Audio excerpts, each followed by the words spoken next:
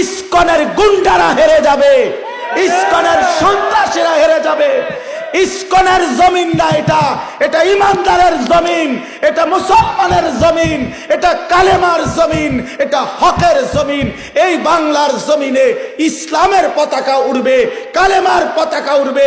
এই ভারতীয় আধ্যাত্মবাদের, ভারতীয় এই পত্তলিকদের কোন ষড়যন্ত্র বাংলাদেশের জমিনে বাস্তবায়ন হবে না। যুবক দাঁড়ায় চিৎকার বড় বলো ইনশাআল্লাহ।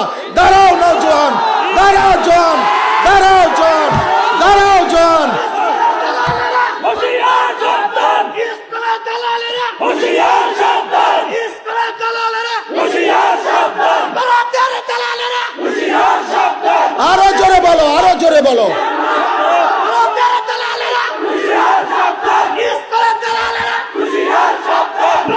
তাকবীর, আল্লাহু আকবার, ইসলামের দালালেরা হুশিয়ার সাবধান। 5ই আগস্টের পরে আমার মুসলমান সন্তানরা হিন্দুদের মন্দির পাহারা দিছে। বেঈমানে ইসকনের বেঈমানরা তার বদলায় আমার ভাইরে জবাই করে দিছে, জবাই করে দিছে। আমার নওজোয়ানরা যেদিন জাগবে সেদিন ভারতের আব্বাও টিকবে না ইনশাআল্লাহ।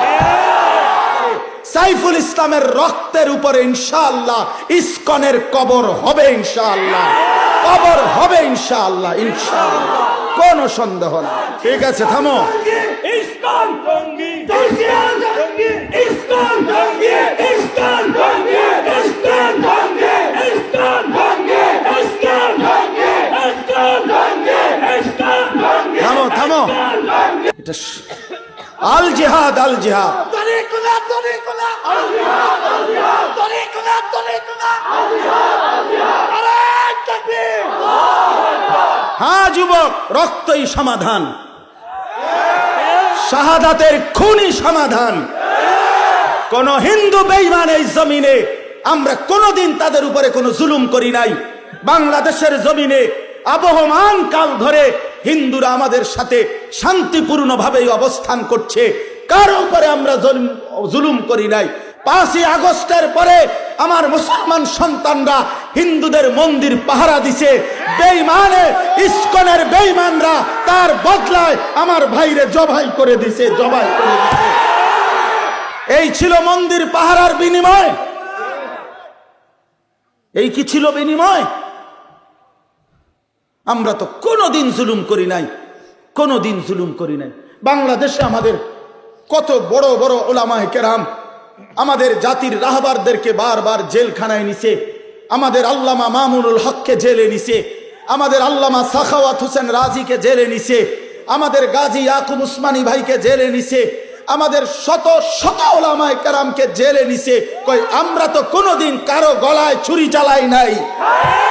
তাহলে তোরা বেঈমান, তোদের একজন বেঈমানের কারণে ওই বেঈমান নারী লোভী, ওই বেঈমান কিশোর বলাৎকারকারী, ওই বেঈমান যৌন নির্যাতনকারী, ওই চিন্ময় কৃষ্ণ দাস একটা অসভ্য, একটা নরপশু, একটা নরপশু, ওই বেঈমানের কারণে মুসলমানের গলায় ছুরি দিলি কেন? একটা 2.5 বছর 3 বছরের বাচ্চা, তার ওই বাচ্চা বাপ ডাকবে কাকে এখন? অ্যাডভোকেট সাইফুল ইসলাম আলিফের 3 বছরের একটা বাচ্চা আছে, ওর স্ত্রী 3 মাসের সন্তান সম্ভবা, গর্ভবতী নারী, স্বামী হারা, এতিম সন্তান, বাপ হারা। তোমরা ছেলেরা, অনুরোধ করছি ছেলেরা, বাপ তোমরা জানো না এটা প্রমাণ করে দিছে দুশ্মন, পাইলে তোমারে জবাই করে দিবে। বেডি চাইও না, বেডি চাইও না, ছেড়ে দাও। বেডির পিছনে জীবন শেষ করো না, নর্তকীর পিছনে জীবন শেষ করো না। ছেলেরা ভুল করতেছ, ভুল করতেছ। বেঈমান পাইলে তোমারে বা আমারে হুজুর দেখবে না। বিষয়টা হুজুরের লগে না, বিষয়টা ইমানদারের সাথে। কি ইমানদারের সাথে কিনা বলেন? তুমি যত রঙেই সাজো, তোমার চুল ড্রেস আপ যাই বানাও, তোমার আইডেন্টি কার্ড তুমি ছিঁড়ে ফেলবা কেমনে? তুমি যে মুসলমান, তোমার এনআইডি তুমি ছাড়বা কেমনে? তোমার ভোটার আইডি কার্ড তুমি বাদ দিবা কেমনে? তোমার জন্ম নিবন্ধন তুমি বাদ দিবা কেমনে? তোমার পাসপোর্টে তোমার ঠিকানা বাদ দিবা কেমনে? তুমি মুসলমান, এই পরিচয় তো ভুলতে পারবা না। ছিঁড়তে পারবা না, মুছতে পারবা না। অতএব ঈমান নিয়েই বাঁচতে শিখো, জান দিয়েই বাঁচতে শিখো, শাহাদাতের খুন দিয়েই বাঁচতে শিখো ইনশাআল্লাহ। শহীদের রক্তের উপরে, সাইফুল ইসলামের রক্তের উপরে ইনশাআল্লাহ ইসকনের কবর হবে ইনশাআল্লাহ, কবর হবে ইনশাআল্লাহ, ইনশাআল্লাহ, কোনো সন্দেহ নাই। ওই বেঈমান হেরে যাবে ইনশাআল্লাহ।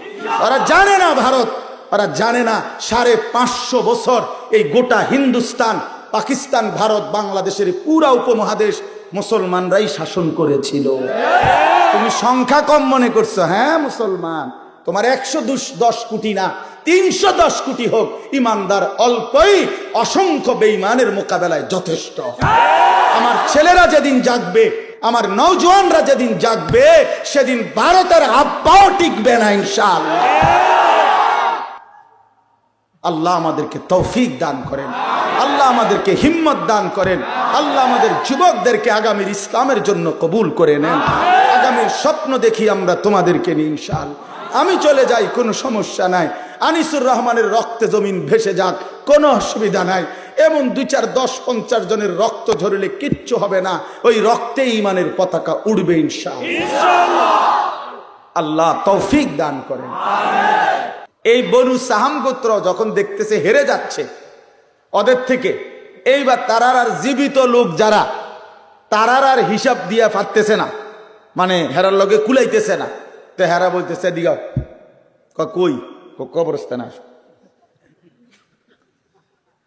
কই আসো, কবরস্থানে আসো। হ্যাঁ বেটা, কবরস্থানে আয় বেটা, মরে গেলে কিছে, আমরা মরা এগুলোর হিসাব লো। এবার আমার যে চাচা মারা গেছে, আমি কি আসছিল জানো নি বেটা, যেটা কি আসছিল এবার এই গেছে, এবার কোথায়, কবরস্থানে গেছে। মানে মরা মানুষ সহ, যে বেচারা মরে গেছে তারও শান্তি নেই।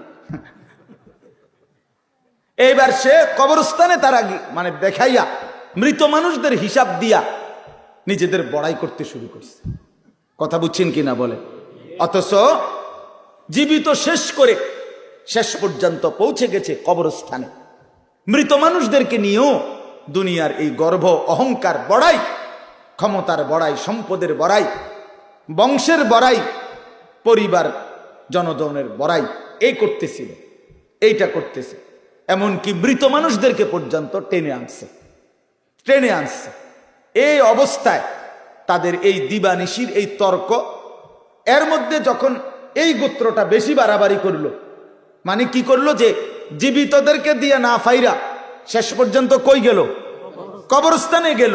তখন তারা এই প্রেক্ষাপটে আল্লাহ পাক রব্বুল আলামিন তাদের এই আলোচনা, যে হায় মানুষ, তোমরা দুনিয়ার জন্য দুনিয়াতে ডুবে গিয়ে দুনিয়ার অর্থ, বিত্ত, সন্তান, পরিবারের অহংকার করতে করতে শেষ পর্যন্ত কবরে পৌঁছাও হিসাব দিতে শুরু করলা দুনিয়া, অথচ আখেরাতকে ভুলে গেলা, নিজেদের কবর ভুলে গেলা, তাদের কবরে কি হচ্ছে তাও ভুলে গেলা, আখেরাত আর পরকালকে ভুলে গেলা। বান্দা, এটা কি করছো তোমরা, কি করছো? এভাবে বুঝি সবাই তোমরা দুনিয়ার মধ্যেই ডুবে গেলা, আখেরাতকে ভুলে গেলা। কামটা কি করতেছো তোমরা? এটা কি কোনো কাজ হইল? এটা কি কোনো কথা হইল বান্দা? এই আল্লাহ তাআলা তখন এই অবস্থার প্রেক্ষাপটে কোরআনুল কারীমের এই সূরাটি আল্লাহ তাআলা নাজিল করেছেন। সূরাটির নাম কি? তাকাসুর। বলেন তো সবাই। 102 নম্বর সূরা। কত নম্বর? 30 নম্বর পারা, 102 নম্বর সূরা। শুনলে ভালো বাপ, আপনি যদি আগের থেকে সিদ্ধান্ত নেন আপনি বুঝতেন না, তো আপনি জীবনেও বুঝতেন না। আর যদি আপনার দিলে থাকে আল্লাহর কথা আমার জন্য বুঝার জন্য, আল্লাহর কসম, আপনি যদি একেবারে গণ্ডমূর্খ হন, টিপসই দেন, নামও লিখতে পারেন না, আল্লাহর কসম কোরআন আপনার জন্য সহজ। প্রিয় ভাই, তোমরা যারা স্কুলে পড়ো, কলেজে পড়ো, বন্ধু আমার, তোমাদের যতগুলো বই পড়ছো তার চাইতেও কোরআন সহজ। কোরআন সহজ। কোরআনুল কারীম তোমার বাংলা, অঙ্ক, ইংরেজি, পদার্থ, জীববিজ্ঞান বইয়ের চাইতেও সহজ। বুঝার জন্য আল্লাহ তাআলা সহজ করে দিয়েছে। ওয়ালাকাদ ইয়াসসারনাল কুরআনা লিযিকর ফাহাল মিন মুদ্দাকির। আল্লাহ তাআলা বলে, বান্দা শুনো, আমি অবশ্যই কোরআনকে বুঝার জন্য, শেখার জন্য, পড়ার জন্য, তেলাওয়াতের জন্য, তাফসীরের জন্য, ব্যাখ্যার জন্য, এমনকি আমল করার জন্য আমি আল্লাহ কোরআনুল কারীমকে সহজ করে দিয়েছি।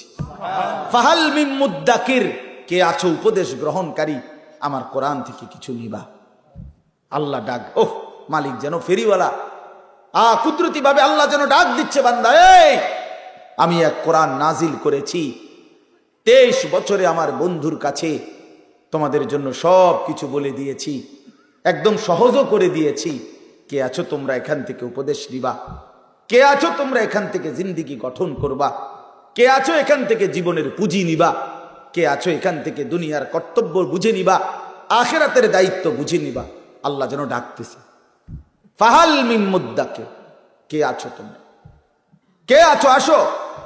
কোরআনুল কারীমে বন্ধু, ইয়া আইয়ুহাল্লাযীনা আমানু, হে ঈমানদারগণ, হে ঈমানদারগণ, হে মুমিনগণ, আল্লাহর কসম বাপ 89 বার, 8 9 89, মোট 89 বার আল্লাহ তাআলা আমাদেরকে ডাক দিয়েছেন, হে মুমিনগণ, হে মুমিনগণ, হে ঈমানদার। আচ্ছা একটা বার ইনসাফের সাথে যুবক ভাই তুমি ভাবো, আর কতবার ডাকলে তোমার মালিক তুমি নামাজ পড়তা? 89 বার তোমার মালিক তোমারে ডাকছে, আর কতবার বললে তুমি সেজদা দিতা? আয় আফসোস। 80 বারের চাইতে বেশি বার আল্লাহ তাআলা বলছে আকিমুসসালাহ, আকিমুসসালাহ, আকিমুসসালাহ, নামাজ পড়ো, নামাজ পড়ো, নামাজ পড়ো, নামাজ পড়ো, নামাজ পড়ো, নামাজ পড়ো। আর কতবার বললে বন্ধু নামাজ পড়তেন? আপনারা যারা নামাজ পড়েন, নামাজ বয়সী অনেক লোক, যে মা নামাজ পড়ে না, যে বোন নামাজ পড়ে না, যে যুবক ছেলে, কিশোর ছেলে, তুমি মুসলমানের ঘরে জন্ম নিয়ে নামাজ পড়ো না, তোমার আল্লাহ তোমার কাছে জানতে চাচ্ছে। কোরআন শরীফের একটা স্পষ্ট আয়াত আছে, একটা আশ্চর্য কথা শোনো ভাইয়া। কোরআন শরীফে 29 নম্বর পারায় একটা সূরা আছে, সূরায়ে মুরসালাত। এই সূরাটার নাম কোরআনুল কারীমের, আমি বলতেছি পরে দেখলে কারো মন চাইলে, 77 নম্বর সূরা, কোরআনুল কারীমের 77 নম্বর সূরা। এই সূরাটার নাম হলো মুরসালাত। এই একটি সূরার মধ্যে 50টা আয়াত, ওই সূরাটা, এই 50টা আয়াতের মধ্যে আল্লাহ তাআলা 10 বার, মানে 10টি আয়াত 10 বার একটা কথা বলছে, বারবার একই কথা 10 বার বলছে এক সূরা। কয়বার? কি? ওয়াইলুন ইয়াউমাইদিল লিল মুকাদ্দিবিন, ওয়াইলুন ইয়াউমাইদিল লিল মুকাদ্দিবিন, হে আমার মিথ্যাবাদী নাফরমান বান্দা, শোনো সেদিন হাসরের ময়দানে তোমাদের জন্য জাহান্নাম। এই কথাইটা 10 বার বলছে এক সূরা। ওয়াইলুন ইয়াউমা, এই অপদার্থ, এই বেটা ফালতু বেটা, তুমি বেটা বাহিরে গিয়ে ভিডিও করো বেটা, ফালতু ছেলে বেটা, যা বেটা। এমন 2-1 শ্রোতা না হলে কি হয়েছে বেটা? কেউরে ছেড়ে দেওয়া যাবে না, সাফ কথা মিয়া। মুসলমানের এই সন্তান আমাদের সন্তান, এরা আমাদের ছেলে। 16 বছর, 14 বছর, 18 বছরের বাপ, মুসলমানের বাচ্চা লাগাম ছাড়া এক জিন্দেগি যাপন করতেছে। মা বাবা, অভিভাবক, এলাকার মানুষ, কারো কোনো তত্ত্বাবধান বলতে কিচ্ছু নাই। একটা মোবাইল আর ছেলেটা নিজে জন্তু জানোয়ারের মতো জিন্দেগি কাটাইতেছে। নিজের মতো খায়, নিজের মতো চুল রাখে, নিজের মতো জামা পরে, সারা রাত উলঙ্গ ছবি দেখে, অনলাইনে লাখ লাখ টাকা জুয়া খেলে, মেয়ের পিছনে ঘুরে উলঙ্গ দৃশ্য দেখে। এটা জানোয়ারের জিন্দেগি ছাড়া অন্য কোনো জীবন হতে পারে না বেটা। এটা মানুষের বাচ্চার জীবন নয়, এটা মুসলমানের সন্তানের জীবন নয় বেটা। মুসলমান এত পাগল না, মুসলমান এত ছাগল না। আজকে আমি জুমার নামাজে যাইতেছি, আমার এলাকার বাজার, গরু বাজার, আমি নিজ চোখে দেখছি, আল্লাহর কসম আমার নিজ চোখে দেখছি, ছাগল বাজারের মধ্যে যে ছাগলটি উঠছে, ওমা 3-4টা মানুষরূপী ছাগল একটা ছাগলটির ভিডিও করতে আছে। ওইটা কি ছাগল? তোরে কি কামড়াইছে? তোরে কোন শয়তানে কামড়াইছে তোরে? তুই ছাগল উড়াস কি বলে? একের কসম আল্লাহ, আমি নিজ চোখে দেখছি। আপনি বলেন না, ইনসাফের কথা বলো ভাই, তোমরা বলো ভাই, এটা কি? গরু বাজারের ছাগল, এগুলো তুই ছাগল, তুমি এক ছাগল না? তুমি এগুলো কেন উঠাচ্ছ? এতটুকু এহসাস, এতটুকু বিবেক তো থাকবে। আমি কি করছি, আমি কি করছি সারাটা দিন? সারাটা দিন এটা কি জীবন মিয়া? সারাটা দিন মোবাইল, সারাটা দিন নারী, ছবি, নাচ, গান, উলঙ্গ দৃশ্য, সারাটা রাত জিনা ব্যভিচারের দৃশ্য। হায় রে মুসলমানের বাচ্চা, হায় রে বাপ, কে তোরে আল্লাহ চিনাইবে? বাপ, কে তোরে মালিক চিনাইবে? 365 দিনে, খোদার একটা বছরে তুমি কোনোদিন ফজরের নামাজ পড়ো না বন্ধু? কেউ কি নাই তোমার যে তোমারে মনে করাই দিবে যে তোমার একজন আল্লাহ আছে, কবর আছে, আখিরাত আছে? আহা, মা কোথায়, বাবা কোথায়? কেউ তার প্রতি কোনো মায়া নাই। ছেলেটা নষ্ট হয়ে যাইতেছে, চরিত্রহীন হয়ে যাইতেছে, চোখের সামনে একটা সুন্দর জীবন শেষ হয়ে যাচ্ছে, কারো কোনো আফসোস নেই, আফসোস নেই। নারী দেখতে দেখতে, ছবি দেখতে দেখতে, বন্ধুদের আড্ডা দিতে দিতে ছেলেটা শেষ হয়ে যেতেছে। আমরা বুঝি না বাপ? তোমগো চেহারা দেখলেই তো বোঝা যায়, চুল দেখলেই তো বোঝা যায়, তোমাদের সুরত দেখলেই তো বোঝা যায় কয়জন নামাজ পড়ো আর কয়জন পড়ো না। বোঝা যায় না বাপ?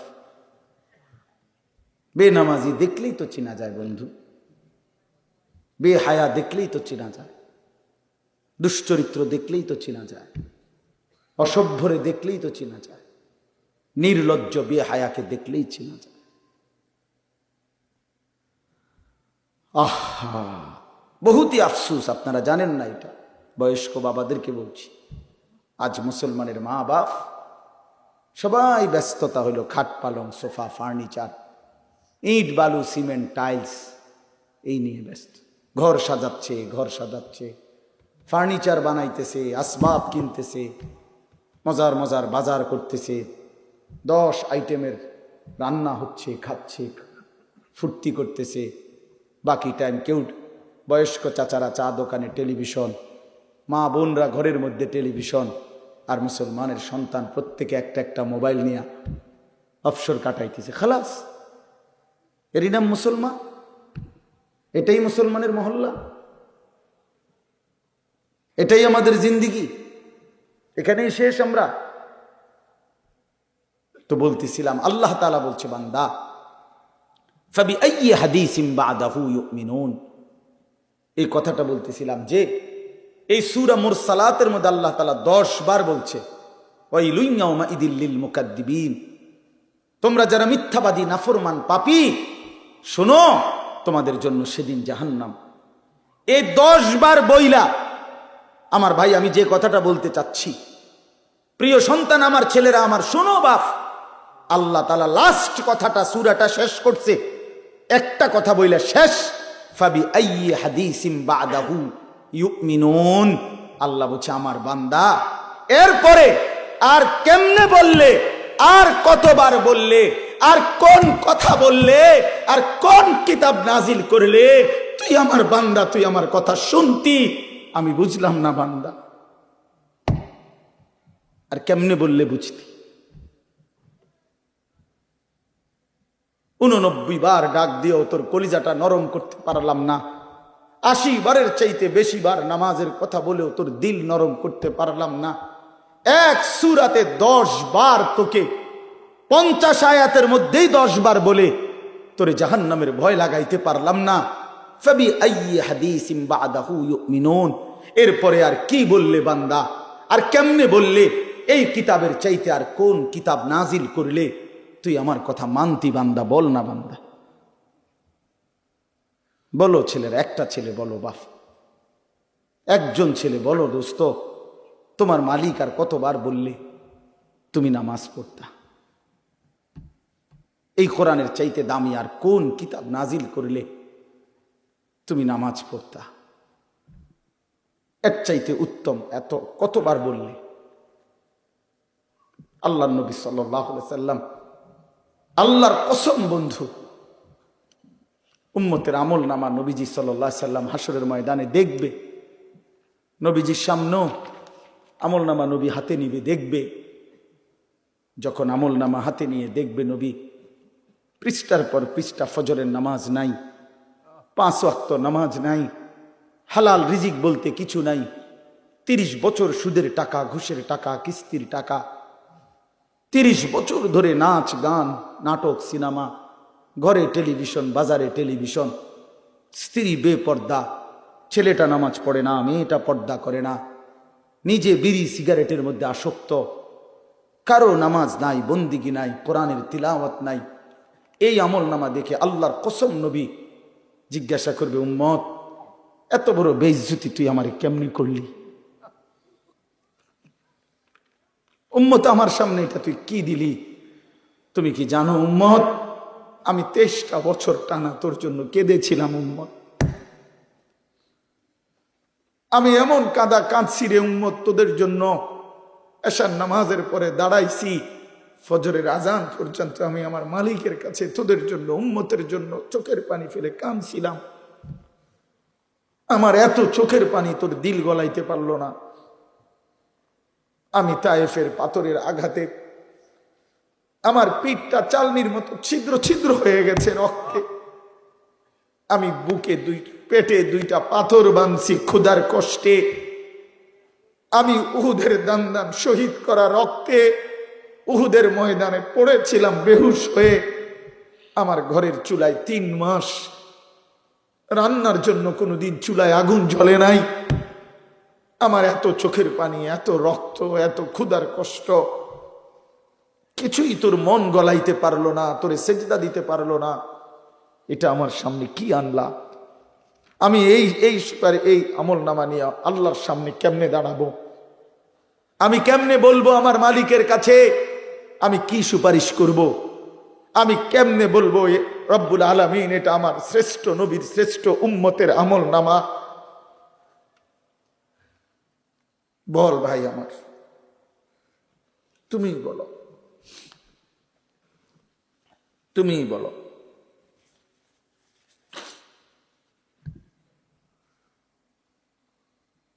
এত বিপুল পরিমাণ মুসলমান আমরা, 92% চাইতে বেশি মুসলমান আমরা, অথচ তারপরেও ইসকনের উগ্র হিন্দু সন্ত্রাসীরা আমার মুসলমান ভাইয়ের জবাই করে ফেলছে, রক্ত লাল করে ফেলছে জমিন। এতটা সাহস এই জমিনে কেমনে হলো? আমাদের ঈমান কোথায়? আমাদের হিম্মত কোথায়? আমাদের আওয়াজ কোথায়?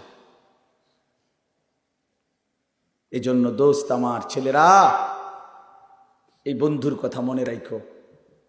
আর যদি কোনোদিন বলতে নাও পারি তো আজ বললাম, যদি সুযোগ না পাই তো একবারই বললাম। ফিলিস্তিনের মুসলমান আজীবন রক্ত দিবে, তুমি আজীবন মোবাইল টিপবা, এটা কোনো জীবনের শেষ কথা না। রোহিঙ্গা মুসলমান আজীবন কষ্ট পাবে, আর তুমি জীবন ভর শুধু মোবাইল টিপবার এই রঙের ঘুড়ি উড়াইবা না। প্রিয় ভাইয়া, এমনটা নাও হতে পারে, এমনটা নাও হতে পারে। ফিলিস্তিন যদি জমিনের উপরে, তো বাংলাদেশও জমিনের উপরে, নাকি বাংলাদেশ আসমানে? তাইলে পৃথিবীর এক প্রান্তে মুসলমান নির্যাতিত হলে, পৃথিবীর এক প্রান্তে মুসলমানের রক্ত লাল হলে, আরেক প্রান্ত আমরা নিরাপদ থাকি কেমনে? আমরা নিরাপদ আছি কিভাবে ভাইয়া? কিসের উপরে ভর করে? কে তোমাদেরকে আশ্বাস দিল তোমাদের এই অব্যাহত গুনাহ, নারী, ছবি, এই অসৎ আড্ডা, এই মোবাইলের দিন রাতের এই আসক্তি, 1 ওয়াক্ত নামাজ না পড়া, কখনো ফজরের নামাজ না পড়া, এটা তোমাদেরকে আগামী দিনে স্বস্তিতে থাকতে দিবে, নিরাপদে জমিনে থাকতে দিবে? এই গ্যারান্টি কে দিল বন্ধু? যুবক বলো ভাইয়া, কিশোর বলো, তরুণ ছেলে বলো। যদি পারতাম তোমারে বুকে জড়াইয়া ধরে কতক্ষণ কাঁদতাম যে কেন নামাজ পড়ো না, কেন আল্লাহরে সেজদা দাও না। আল্লাহ আমাদেরকে মাফ করে দেন। আমারও কথা হলো আমরা চিল্লাইয়া যাই, যে কয়দিন হায়াত আছে, সুযোগ আছে, বলেই যাই, আল্লাহর কথা বলেই যাই। আল্লাহ তাআলা আমাদের প্রত্যেকের উপরে দয়া করে। ছেলেরা ফিরতে শিখো। রাসূলুল্লাহ সাল্লাল্লাহু আলাইহি সাল্লামের সামনে কেমনে দাঁড়াবেন?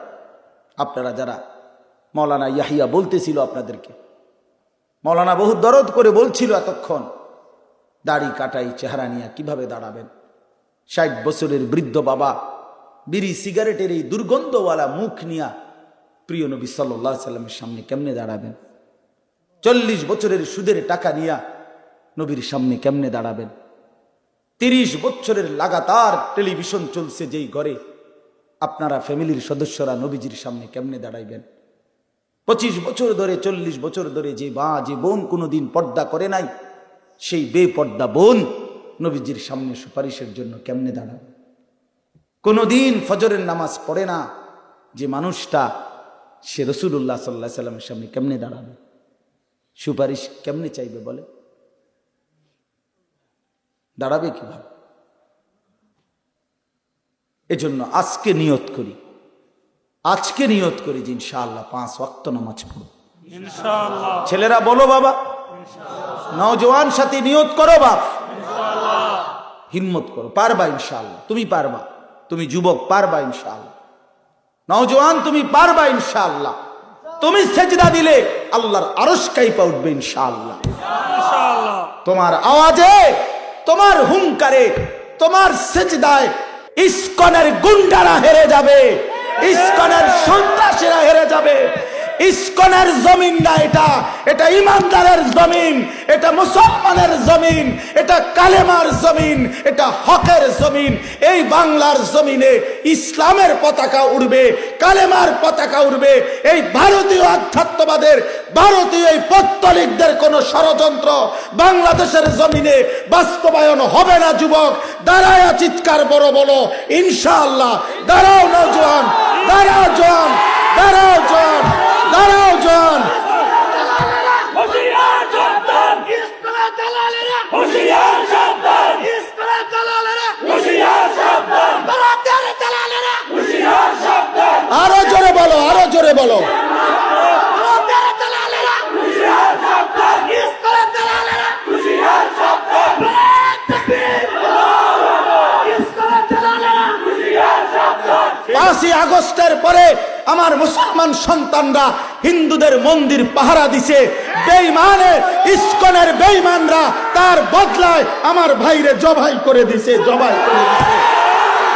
আমার নওজোয়ানরা যেদিন জাগবে সেদিন ভারতের আব্বাও টিকবে না ইনশাআল্লাহ। সাইফুল ইসলামের রক্তের উপরে ইনশাআল্লাহ ইসকনের কবর হবে ইনশাআল্লাহ, কবর হবে ইনশাআল্লাহ, ইনশাআল্লাহ, কোনো সন্দেহ না। ঠিক আছে, থামো। ইসকন জঙ্গি, হুশিয়ার জঙ্গি, ইসকন জঙ্গি, ইসকন জঙ্গি, ইসকন জঙ্গি, ইসকন জঙ্গি, ইসকন জঙ্গি, ইসকন জঙ্গি, ইসকন জঙ্গি। থামো, থামো। এটা আল জিহাদ, আল জিহাদ। তরিকুলা, তরিকুলা, আল জিহাদ, আল জিহাদ, তরিকুলা, তরিকুলা, আল জিহাদ, আল জিহাদ। নারায়ে তাকবীর, আল্লাহু আকবার। হ্যাঁ যুবক, রক্তই সমাধান, শাহাদাতের খুনই সমাধান। কোন হিন্দু বেঈমান এই জমিনে আমরা কোনোদিন তাদের উপরে কোনো জুলুম করি নাই।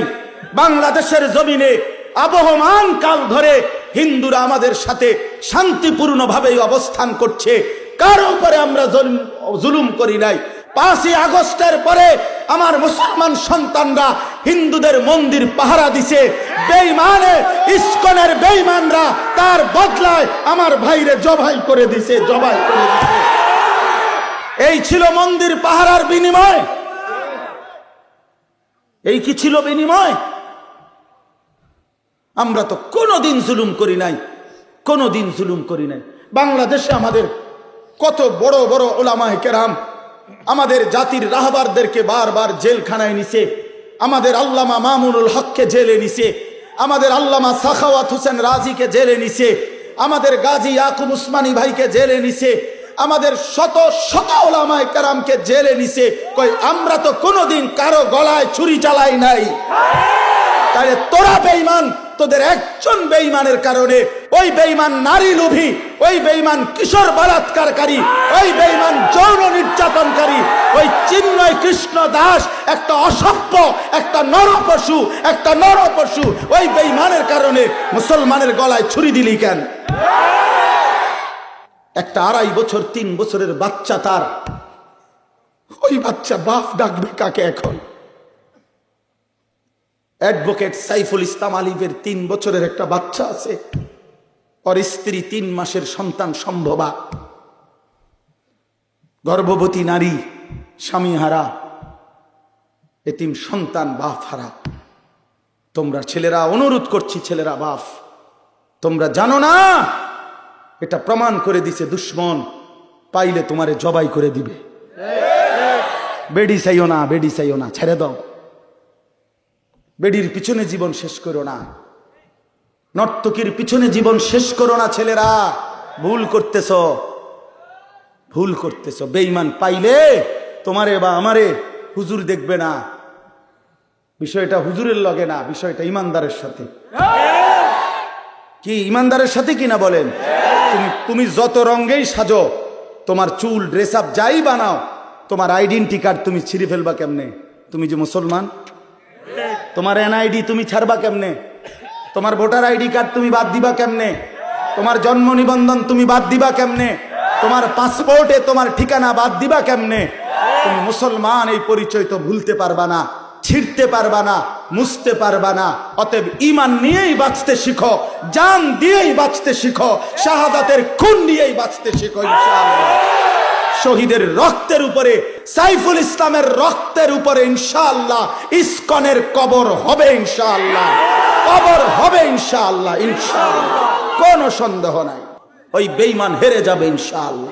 ওরা জানে না ভারত, ওরা জানে না 550 বছর এই গোটা হিন্দুস্তান, পাকিস্তান, ভারত, বাংলাদেশের পুরা উপমহাদেশ মুসলমানরাই শাসন করেছিল। তুমি সংখ্যা কম মনে করছো, হ্যাঁ মুসলমান, তোমার 110 কোটি না 310 কোটি হোক, ইমানদার অল্পই অসংখ্য বেঈমানের মোকাবেলায় যথেষ্ট। আমার ছেলেরা যেদিন জাগবে, আমার নওজোয়ানরা যেদিন জাগবে, সেদিন ভারতের আব্বাও টিকবে না ইনশাআল্লাহ। আল্লাহ আমাদেরকে তৌফিক দান করেন, আল্লাহ আমাদেরকে হিম্মত দান করেন, আল্লাহ আমাদের যুবকদেরকে আগামীর ইসলামের জন্য কবুল করে নেন। আগামীর স্বপ্ন দেখি আমরা তোমাদেরকে নিয়ে ইনশাআল্লাহ। আমি চলে যাই, কোনো সমস্যা নাই। আনিসুর রহমানের রক্তে জমিন ভেসে যাক, কোনো অসুবিধা নাই। এমন 2, 4, 10, 50 জনের রক্ত ঝরলে কিচ্ছু হবে না, ওই রক্তে ঈমানের পতাকা উড়বে ইনশাআল্লাহ। আল্লাহ তৌফিক দান করেন।